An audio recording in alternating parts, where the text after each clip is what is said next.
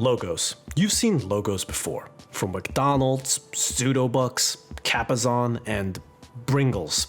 They're iconic symbols that show you what the thing is from a quick glance. Now, since y'all are watching this Crunchyroll YouTube video, you've probably seen logos like this, and this one, and this one. Some anime logos are ready to be presented to the global market as it is. But did you know that most of the time the anime logo has to go through a localization process?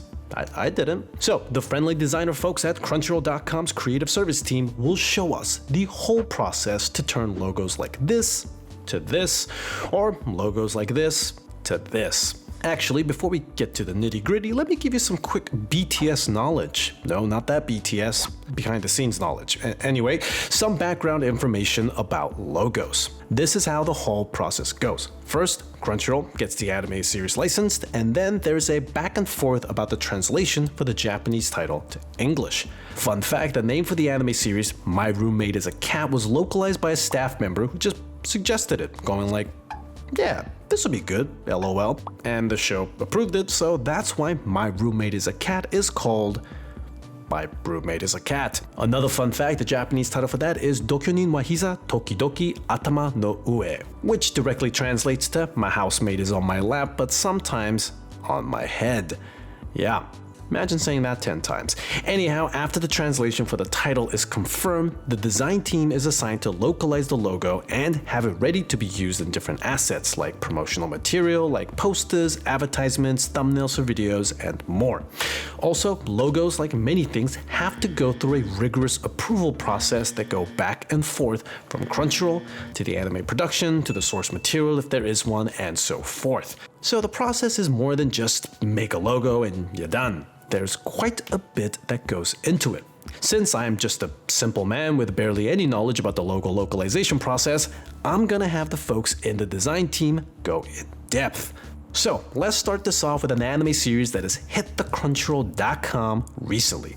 Kanojo Okare Shimasu, translated to RentAGirlfriend. This one's about a dude who gets dumped, so he decides to use an app to rent a girlfriend. Okay. Anyhow, the Japanese logo looks like this, and Peter from the design team turned it into this. Let's find out how the process works.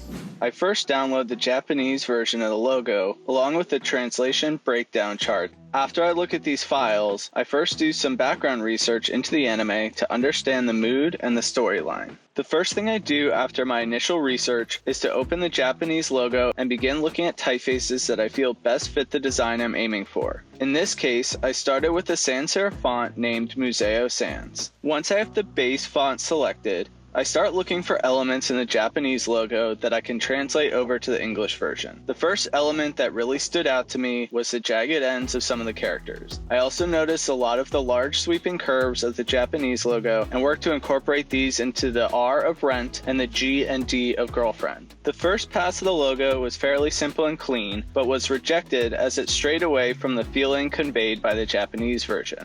With the new feedback from the brand management team to use less curves and add more verticality, I continued to use the same Museo Sans base typeface, but added a large amount of modifications to this second pass. I broke down a lot of the Japanese characters and incorporated these elements into the English version of the logo. Another major difference between the first version and the second version was the adjustment of character angles and the modification of many ascenders and descenders, meaning the tops and bottoms of each character. Having the chance to make major modifications to a typeface and really personalize the letter forms was definitely my favorite part of this project. Fun fact about logo localization is how some designers take actual chunks and bits out of the Japanese logo and use it to create the English version of it. For example, we have Gotobu no Hanayome, which is translated to the Quintessential Quintuplets, a lovely story about a dude who can study real well and now has 5 quintuplets he got a romance and choose from. Wowzers. Stay in school, kids, and be smart, I guess. And for the actual localization info, I'll let Becky take it from here. Today I'm going to walk you through the process of how I created the English logo for the show, The Quintessential Quintuplets. As you can see, the font used in the Japanese logo is a serif font with a few updates and embellishments. They've added some curves as well as these colorful flower petal drop shapes. After we've examined the Japanese logo, the next step is to search for a base font. We want to choose a font that conveys the same general feeling as the original Japanese logo. Once this font is selected, we begin modifying this so that we can incorporate the additional elements from the Japanese logo. In this case, I want to use all 5 of the teardrop petal shapes in the original logo, as well as the curls that have been added to the Japanese characters. I start with the Q and replace the descending line with one of these teardrop petal shapes. I then repeat that to the second Q and choose a different color from the original logo. Luckily, I'm able to use the other 3 teardrop shapes as the dots on the 3 eyes within Quintessential Quintuplets. Additionally, I'm able to use all 3 of the curls from the original Japanese characters on letters within Quintessential Quintuplets.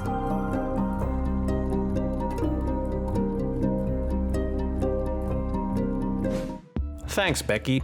Another example is for the upcoming isekai anime about a girl who is turned into a spider called Kumo desu ka Nanika, translated to So I'm a Spider, so what? This one, as I said, is about a high schooler who gets isekai'd into a fantasy world, but she's turned into one of the monsters in a dungeon. A cutesy little spider. Good stuff. The original logo looked like this, and then we got this. Once again, enough of me. I'll let Stephanie show us how she does this. The first thing we need to do is deconstruct the Japanese logo. You'll see here that there's a main focal point, the kanji style characters for spider, and some hiragana style subtext, which translates to I am, so what? Looking at the first portion of the logo, I sketched out a few ideas for the word spider in the kanji character style. For the most part, it's very linear and boxy. Once I'm happy with how the general shape of the letters look, I bring the original logo and my sketch into Adobe Illustrator to vectorize. I start to trace over the shapes of my sketch, adding in details of the kanji brush style and spider anatomy. I then continue to refine the lines and curves of each letter until it closely resembles the original logo. The Japanese logo is stylized and has spider legs extending out of the kanji. After tracing and refining the legs, I overlaid the word spider, adjusting for spacing and extending lines to keep the look and placement as close as possible. Now, most of you might be thinking, don't spiders only have 8 legs? In this case, I wanted to make sure that there was some consistency with the original logo, and it turns out that 10 legs helps the eye visualize the spider reference a little bit more. As I mentioned earlier, the Japanese logo is written in 2 character style types, kanji and hiragana. Here you can tell that the kanji should be the focal point and the hiragana is more of a subtext. Keeping this in mind, I decided to use the font style from existing assets as the subtext and used it to frame out the word spider. Looking at the composition altogether, the linear kanji style connected to the legs makes it a bit difficult to read the word spider. I added some curves into the lettering and removed some of the connecting lines to make it more legible. Here's the final design next to the original logo.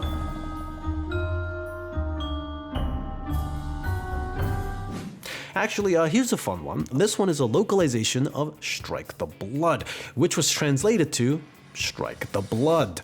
This is a fairly simple one because this logo already had English copy in it.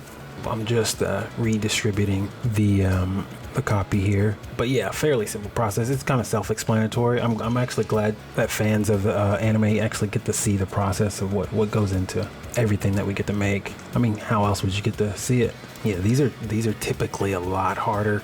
We typically make these from scratch, or we take heavy inspiration from the Japanese logo or Japanese made logo, just because obviously the show creators would want that same feel for their logo, their English logo, as they would their Japanese logo. Typically there are more versions of each logo, so as you can see there's a all white version under this one. These are the standard different logos that we make. All 3 logos get used, so you have to be careful, and you have to take care of every logo, because these logos go around the world and people will if they see a deficiency, they will be quick to let you know. Thank you, guys.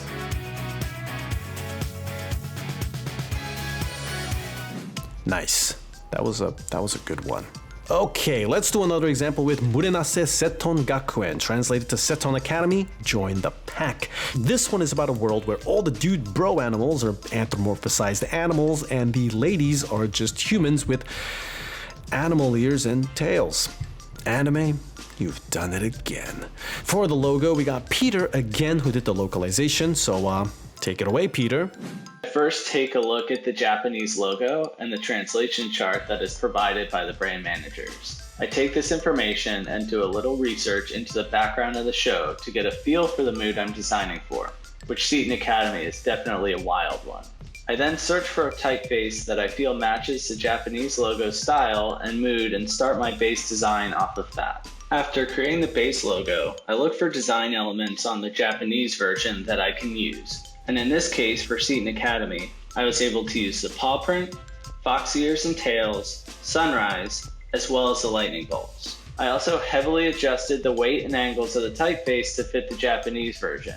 Once all these steps are done and everything has come together, an English logo magically appears.